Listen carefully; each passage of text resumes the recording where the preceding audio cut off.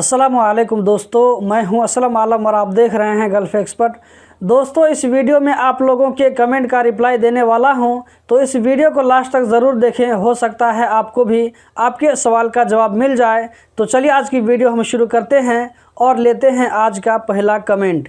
यहाँ पर पहले कमेंट में एक भाई ने पूछा है, मैं 2 साल के वीज़ा पर कतर आया था नेपाल से, लेकिन 10 महीना के बाद ही कंपनी लॉन्ग लीव पर भेज रही है, चेंज पेपर नहीं दे रही है, क्या करें? अगर आपको कंपनी चेंज देने के लिए तैयार नहीं है तो आप कंपनी से बोलिए कि मेरा इकामा कैंसिल करके भेजो। आप कैंसिल जाने के बाद में फिर से दूसरी किसी कंपनी में फिर से जब आपका वीज़ा निकल जाएगा तो आप दोबारा कतर जा सकते हैं, कोई दिक्कत की बात नहीं है। जैसे आपने बताया है कि आपको कंपनी वाले लॉन्ग लीव पर भेज रहे हैं, तो ऐसा भी हो सकता है कि आपको नेपाल में आने के बाद में कंपनी न बुलाए। तो इससे बेहतर यह है कि आप आने के टाइम में ही कंपनी को बोल दीजिए कि मेरा आईडी कैंसिल कर दो, मैं दूसरी कंपनी में फिर से आना चाहता हूं।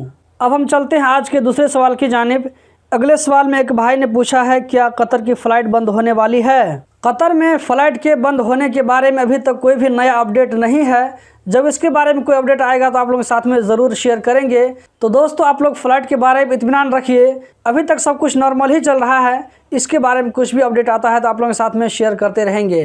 अगले सवाल में एक और भाई ने पूछा है, QVC न करने वाले का वीज़ा लगेगा या नहीं, प्लीज़ बताना।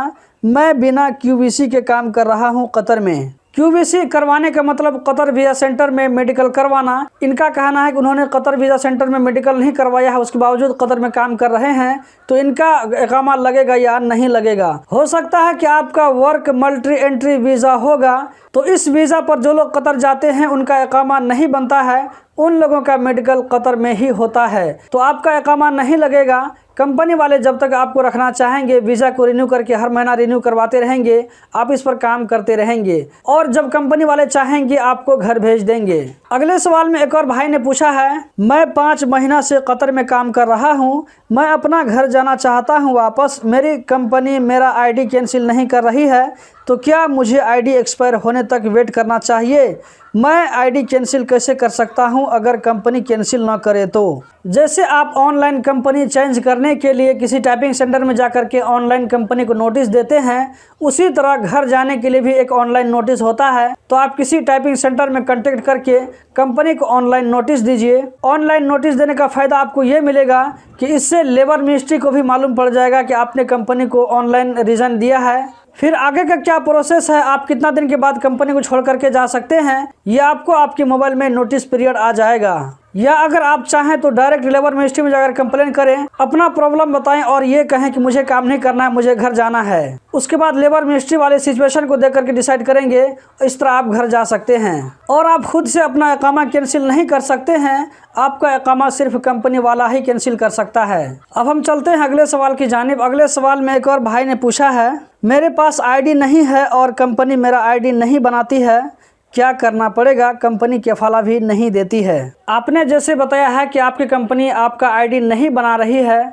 तो इस सूरत में आप लेबर मिनिस्ट्री से हेल्प ले सकते हैं। वहां कंप्लेन कीजिए कि कंपनी मेरा आईडी नहीं बना रही है। आपने ये नहीं बताया कि कंपनी वाले क्यों आपका आईडी नहीं बना रही है, रीज़न आपको बताना चाहिए था। तो आपको अपना आईडी बनवाने के लिए या एक कफाला चेंज लेने के लिए लेबर मिनिस्ट्री से ही कंप्लेन करके कांटेक्ट करना पड़ेगा। अगर आपके वीज़ा पर फाइन स्टार्ट हो गया है तो लेबर मिनिस्ट्री जाने से पहले आप किसी नई कंपनी से बातचीत कर लीजिए, उससे ऑफर लेटर ले लीजिए और लेबर मिनिस्ट्री में जाकर के उस नई कंपनी में ट्रांसफ़र होने के लिए आप अपील कीजिए। अब हम चलते हैं अगले सवाल की जानिब। अगले सवाल में एक और भाई ने पूछा है, बिजनेस वीज़ा वालों का कतर आईडी बन जाएगा क्या? जी नहीं, बिजनेस वीज़ा वालों का कतर आईडी नहीं बनता है और इन लोगों का दूसरी कंपनी में चेंज भी नहीं होता है। बिजनेस वीज़ा और वर्क मल्टी एंट्री वीज़ा भी दोनों एक ही तरह का वीज़ा है। कंपनी आपको जितना दिन तक रखना चाहेगी इस वीज़ा पर हर महीना वीज़ा रिन्यू करेगी और आप कतर में रह सकते हैं। जब तक रखना चाहेगी रखेगी, जब आपको कंपनी वाले भेजना चाहेंगे तो आपको कतर से बाहर भेज देंगे। अगले सवाल में एक और भाई ने पूछा है, मेरा दोस्त कफिल के फार्म में काम कर रहा था, कफिल ने उसे कैंसिल कर दिया और उसको टिकट देकर बोला घर जाओ, लेकिन मेरा दोस्त वहां से निकलकर दूसरी जगह चला गया। उसको न्यू कफिल ने कहा है मैं तुमको वीज़ा दूंगा, क्या ऐसा हो सकता है? ऐसा बिल्कुल भी नहीं हो सकता है, लेकिन कतर से बाहर जाने के बाद में हो सकता है।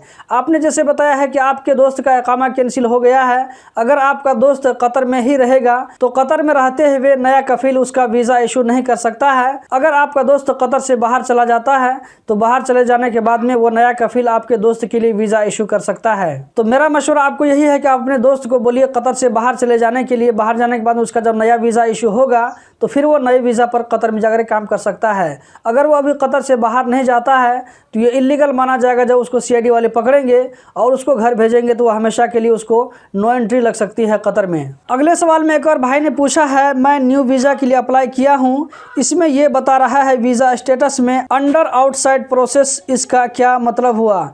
मतलब ये हुआ कि आपने जैसे बताया है कि वीज़ा के लिए अप्लाई किया, आपने नहीं किया होगा, आपकी कंपनी ने किया है, तो आपका वीज़ा अभी सिस्टम में अंडर आउटसाइड प्रोसेस दिखा रहा है। इसका मतलब ये हुआ कि आपका अभी कतर वीज़ा सेंटर में मेडिकल होना है और इसका अपॉइंटमेंट लेने से पहले आपका जो एग्रीमेंट इसमें साइन करना पड़ेगा कंपनी वाले को। ये काम आपका नहीं है, आपकी कंपनी वाले का है। एग्रीमेंट पर ऑनलाइन साइन करने के बाद में 497 रियाल पे करना पड़ेगा। ये फीस पे करके कतर वीज़ा सेंटर में अपॉइंटमेंट लेंगे तो जब आपको अपॉइंटमेंट मिलेगा तो उस डेट में आप मेडिकल में जाइए। मेडिकल होने के बाद में जब पास हो जाएगा तो फिर आपका वीज़ा प्रिंट होगा।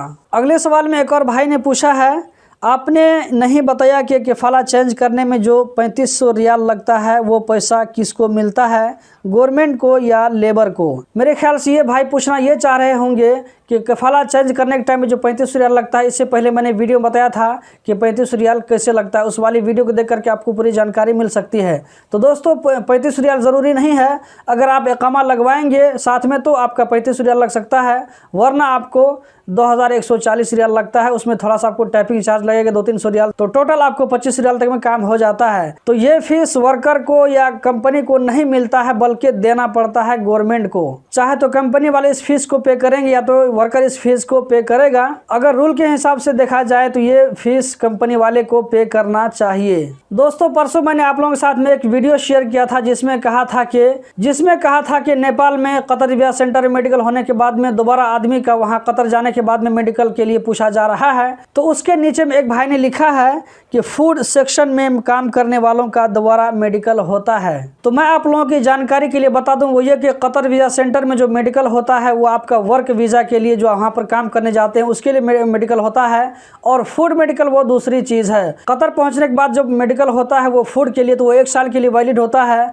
अगर आपका इकामा लगने से पहले मेडिकल होगा तो वो सिर्फ 3 महीना के लिए वैलिड होता है। अगर आप फूड में काम करना चाहेंगे तभी मेडिकल होगा, अगर आप फूड में काम करना नहीं चाहेंगे तो आपका वो मेडिकल ज़रूरी नहीं है। तो दोस्तों यही थी आज की वीडियो, उम्मीद करता हूँ ज़रूर पसंद आई होगी। कतर के बारे में रोज़ाना इसी तरह की वीडियो देखते रहने के लिए चैनल को सब्सक्राइब करें, इस वीडियो को लाइक करें। वीडियो देखने का बहुत बहुत शुक्रिया।